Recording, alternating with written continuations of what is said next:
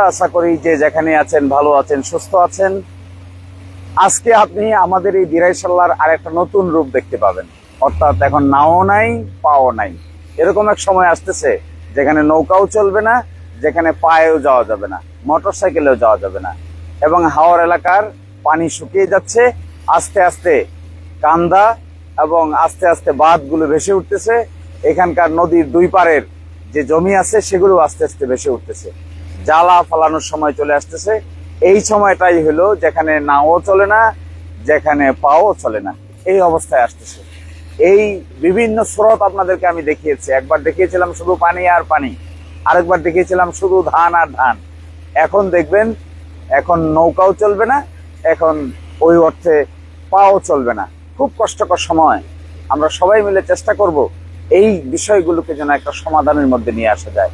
এই বিষয়গুলোকে যেন আমরা একটা কার্যকর সমাধানের পন্থায় নিয়ে আসতে পারি, যেন মানুষের দুর্ভোগ কমে, মানুষের এই প্রকৃতির সঙ্গে যুদ্ধ করে বেঁচে থাকার যে সংগ্রাম, এই সংগ্রাম থেকে মানুষ কিছুটা হলেও স্বস্তি বোধ করে। এই স্বস্তি বোধের ভিত্তিতেই আমরা আগামীতে দিরাইশাল্লার জন্য কাজ করব। আমি কিন্তু একটা কথা বারবার বলি, এখনো বলি, আমি কাজ করবো এটা আমি কখনো বলি না, আমি বলবো না, আমরা করব। আপনি পারলে আপনি করেন। আমি দেখলাম চণ্ডীডোর ব্রিজ নিয়ে অনেকেই কথা বলছেন, আমার দেখে খুব ভালো লাগছে, আমি খুবই আনন্দিত হয়েছি। গতকালকে দিরাই কণ্ঠে আমি এটা নিয়ে টক শোর আলোচনা দেখেছি। তার আগে আমি জনসাধারণের সকলে, ওই অঞ্চলের মানুষদের লাইভ শো করছেন, সকলেই দাবি জানাচ্ছেন। কি সুন্দর পরিবেশ, কি সুন্দর একটা পরিবেশের তৈরি হয়েছে যে সকলেই তার উন্নয়নের কথা বলছে, সকলেই নতুন কিছু করার কথা বলছে, সকলেই সামনের দিকে অগ্রসর হওয়ার কথা বলছে, সকলেই পজিটিভ কথা বলছে, সকলেই নেগেটিভ কথা থেকে সরে আসছেন। এটা দেখে আমি খুবই আনন্দিত।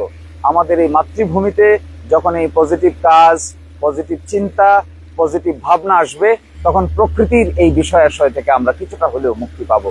এই প্রকৃতির বিষয়াশয় কি জানেন? এই প্রকৃতির বিষয়াশয় হলো পানি, ধান, এখন যে সিজন আছে নাও না, পাও না হবে কয়েকদিন পরে। এই সব কিছুকে মিলিয়েই আমরা সকলে মিলে চেষ্টা করি। চলেন, আমার ভাই, আমার বোন, আমার চাচা, আমার ভাতিজা, আমরা সকলে মিলে চেষ্টা করি। লন্ডন, দেশের বিভিন্ন জায়গায় যারা আছেন তারাও চেষ্টা করেন। সকলে মিলে চেষ্টা করলে ইনশাল্লাহ একটা উপায় তো বের হবে।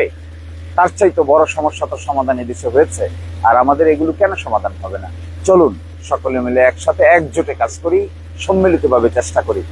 আর যে যেখানে আছেন, যে অবস্থায় আছেন, আমাদের এই জাগরণ নিশ্চয়ই আমাদের এই সমস্যাগুলোকে নতুন করে চিহ্নিত করতে শেখাচ্ছে, নতুন করে আলোচনা করতে শেখাচ্ছে, নতুন করে সমাধানের রাস্তা খুঁজতে শেখাচ্ছে। আপনারা ভালো থাকবেন, সুস্থ থাকবেন। আশা করি সকলের সুস্থতা কামনা করে আজকের মতো এখানে বিদায় নিচ্ছি। আল্লাহ হাফেজ। ধন্যবাদ সবাইকে।